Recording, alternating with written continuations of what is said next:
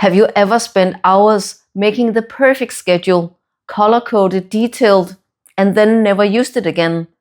I've done this for years, and the problem is the setup trap doesn't just waste time, it tricks you into thinking you're being productive when you're really just spinning your wheels.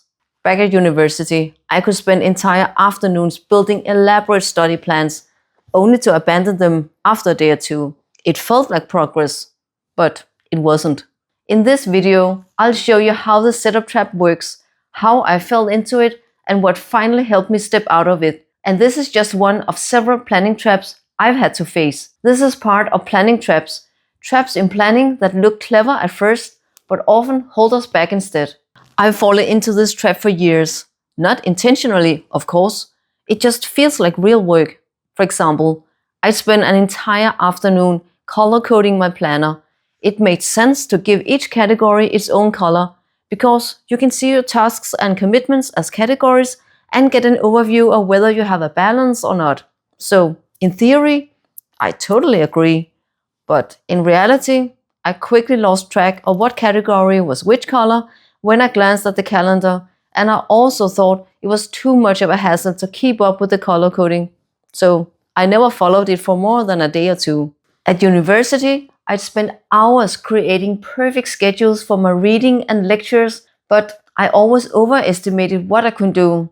Even though I loved making those tables and plans, I'd map out every half hour, thinking I could study for 8 hours straight, but by day 2, the plan had already collapsed.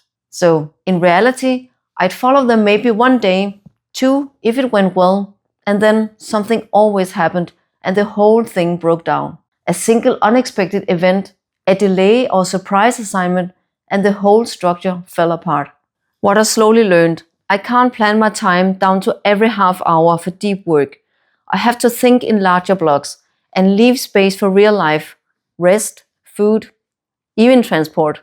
Now I block 2-hour chunks instead, and I add buffer time.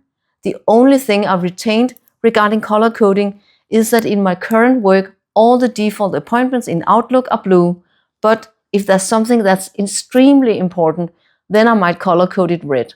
But I use it sparingly. Sometimes a week or 2 goes by without a task or appointment getting colored, which really make it stand out when it happens. And it's actually doable for me. I also learned to start simple. Try the system in real life first, use it for a week, and only then refine it. For example, I'll try a new app with just a few tasks. If it works, I'll build from there. And also, I give myself a limit for setup time, 30 minutes at the start of the week, and then I have to actually use the system. That way, I can't spend the whole day adjusting blocks or layouts. Sometimes I catch myself in the setup trap. Other times, I waste hours before I realize it. But at least now I can name it and step out of it faster. Have you ever built a system that looked perfect on paper, but it collapsed after a day or two? What happened? I'd love to know. Share it in the comments. In the next video, I'll share another trap. At first, it feels productive, but in the end, it just leaves you with more tools than tasks.